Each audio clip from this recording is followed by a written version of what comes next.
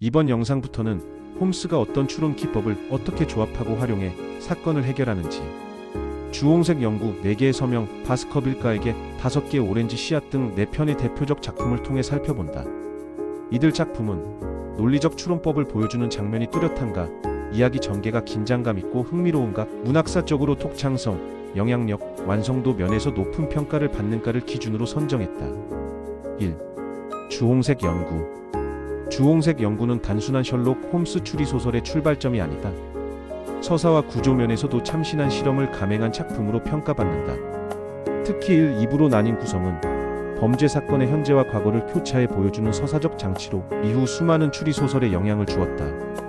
이 작품의 가장 돋보이는 특징은 단순히 범인을 맞히는 게임이 아니라 왜 그런 일이 벌어졌는가를 파고드는 서사 중심의 추리 기법이다.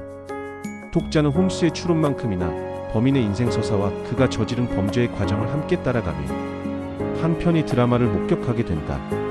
이 작품은 또 셜록 홈스 시리즈 중에서도 드물게 강한 사회 비판적 색채를 드러낸다. 종교 공동체의 억압적인 권위 체계, 여성의 자유의지에 대한 침해, 신앙과 권력의 결합이 만들어낸 폐쇄적 세계는 단지 배경 설정을 넘어서 폭력과 폭수의 원인을 제공하는 중요한 장치로 작용한다.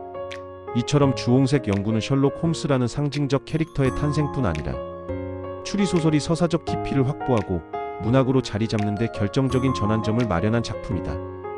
인생의 서. 주홍색 연구의 첫 부분에는 홈스가 자신이 쓴 인생의 서라는 논문을 두고 왓슨 박사와 설전을 벌이는 장면이 나온다. 이 장면에서 홈스는 자신이 활용하는 추론의 핵심을 또렷이 보여준다. 그는 사람의 외모와 손의 상태, 옷차림, 자세, 걸음걸이 같은 작은 흔적들 속에 그 사람의 직업과 습관, 출신지 같은 정보가 응축돼 있다고 말한다. 겉모습과 행동이 하나의 텍스트처럼 읽힌다는 것이다. 날카로운 관찰과 논리를 결합하면 그 텍스트를 해독할 수 있다고 그는 주장한다.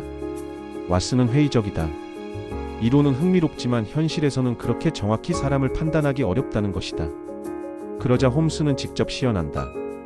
당신을 처음 만났을 때 아프가니스탄에서 오셨군요라고 말하자 놀라지 않았느냐라고 운을 떼며 자신의 사고 과정을 차분히 풀어놓는다. 홈스가 먼저 한 일은 결론을 단정하는 것이 아니라 관찰이다. 왓슨에게서는 군인 특유의 꼿꼿한 태도가 보였고 얼굴빛은 강한 햇볕에 그을려 있었다. 표정과 몸가짐에는 피로가 배어 있었고 팔을 쓰는 동작은 부상을 의식하듯 조심스러웠다. 대화를 나누는 동안에는 의학 용어를 자연스럽게 구사하는 말투가 드러났다. 홈스는 이 헤아릴 수 있는 징후들을 바탕으로 가장 그럴듯한 설명을 잠정적으로 채택한다. 즉 전쟁터에서 돌아온 군의관이며 부상을 입었다는 가설이다. 이는 개별 단서들의 가장 개연적인 원인을 부여하는 가추 혹은 귀추적 판단이다. 이제 그는 가설이 참이라면 어떤 사실이 더 관찰되어야 하는지 머릿속에서 예측한다. 군인의 태도, 햇볕에 탄 피부와 지친 기색, 팔부상의 징후, 의학적 표현을 자연스럽게 쓰는 언어 습관 등이 그것이다. 실제 왓슨에게서 이 모든 징후가 확인되자 홈스는 당시 정황과 맞물려 가설을 한 단계 더 좁힌다. 바로 그 무렵 영국군은 뜨겁고 험한 지역인 아프가니스탄에서 막 전쟁을 치른 직후였다.